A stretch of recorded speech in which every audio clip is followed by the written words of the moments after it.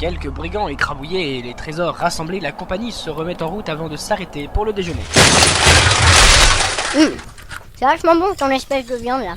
C'est quoi? C'est du fleck séché, c'est très bon avec des patates. Sans vouloir être chiant. On a combien d'argent en tout?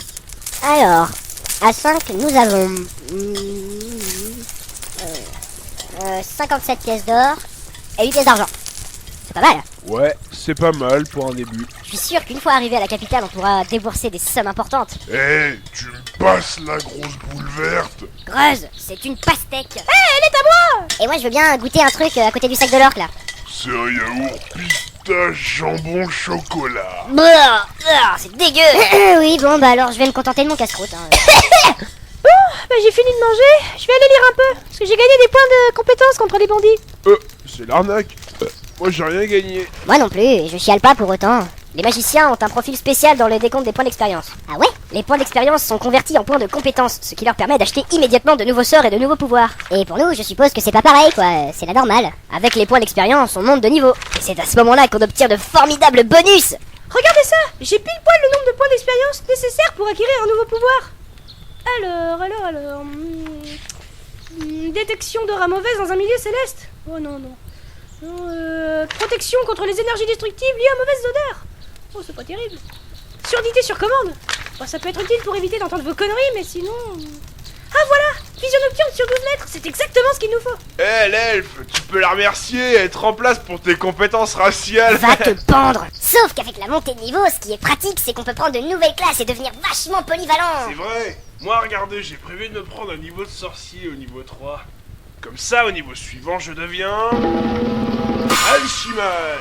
C'est la classe, hein. Ouah, et ben moi, quand j'aurai mes 3 niveaux de voleur, si je prends 2 niveaux de receleur, je deviens monte en l'air. Pas mal. Moi, en tant que guerrier, si au prochain niveau je deviens paladin, j'aurai des pouvoirs magiques de malade et toujours autant de compétences martiales. Eh ben, ça fait rêver tout ça. Ouais. Et ben moi, si vous voulez savoir ce que j'ai comme sort quand je serai expérimenté, lisez un peu ça. Mur de magma. Wow. Ouragan d'épines, de porc-épic fielon. Aïe. Moi, je sais pas lire. Décharge foudroyante. Ouais, t'es plutôt branché magie de combat, toi. C'est à peu près l'idée. Bon, et ben on a plus qu'à ranger nos affaires et on peut partir. On est vraiment obligé de ranger tout ce bordel. Oui. Mais non, on laisse tout ça là, pas besoin de ranger, oh là là. Ah, bah ça c'est vraiment digne d'une compagnie d'aventuriers, tiens. Tout laisser derrière elle pour que les monstres et les brigands les suivent à la trace, ah bravo. Oh là là là là, dis donc, ça m'énerve. Allez, rangez-moi ça les deux gamins là. Ah, tu parles d'une compagnie, toi. Oh, ça me fait... Qu'est-ce que tu dis? Ah non, rien, j'ai dit ça me fait chanter. Nos compagnons, dont la panse remplie ralentit leur marche, en viennent à leur 15e kilomètre de la journée. C'est alors que Gérard, le chef de groupe, donne l'alerte en disant apercevoir quelqu'un sur la route. Qu'est-ce que c'est donc? Stop. C'est une femme. Alors on fait quoi? C'est une elfe noire. On fait quoi? Une idée, vite, une idée. On pourrait la débrouiller. On peut la capturer et la torturer, et après on lui prend son or, et après on lui vole ses armes, et après on la laisse dans les buissons entièrement nue, et on plante un panneau pour que tous les gens viennent la voir, et elle ira en prison pour exhibitionnisme. Super idée. C'est vrai? Non, pas du tout. Elle est sacrément bien armée pour une femme. Les armes ne font pas la force d'un guerrier. Ah bon? Non. Ce qui fait sa force, c'est son aptitude à résister à la douleur. Dis donc, comment tu fais pour retenir une telle phrase pourtant pas du tout dénuée de sens? J'en sais rien, mais les mots mis côte à côte, ça fait joli. Ah, là je te retrouve. C'était un bref instant en lucidité. Elle porte une épée plus longue que moi. Une épée plus longue que ton corps ou que ta propre épée? C'est malin. Je serais curieuse de connaître ses mensurations, c'est une offense à la condition féminine. Ah, elle est belle. Bon, j'ai plus envie de la cogner. Vous vous rendez compte de la merde qu'elle fout alors qu'elle nous a même pas abordés? Hey, toi. Stop. S'il te plaît. Hey, stop. Quoi? Qui es-tu? Je m'appelle Muriel. Enchantée. Moi je m'appelle, je m'appelle. Eh bien, ravie de vous rencontrer. Oh, il est trop mignon, il est tout petit. Oui, j'y sais, j'ai pas fait exprès. Bon. Eh ben c'est pas le tout. Toi, tu parleras quand je te le dirai. Qu'est-ce que tu viens de te prendre, mon pauvre? Bon, pour qui tu te prends, toi, l'allumeuse? Moi, eh bien, pour une vraie elfe. Bon, eh ben on va s'en aller nous. Ouais, c'est ça, ouais, il vaudrait mieux pour elle. Tu voudrais pas venir avec nous? Il n'y a aucun problème. C'est même pas la peine d'y penser. J'ai une idée. Si on s'en allait? Et tu fais quoi dans la vie? Je suis une battleuse. Je travaille dans une compagnie de théâtre. Mais je me suis fait virer parce que j'ai tué mon patron avec un chandelier.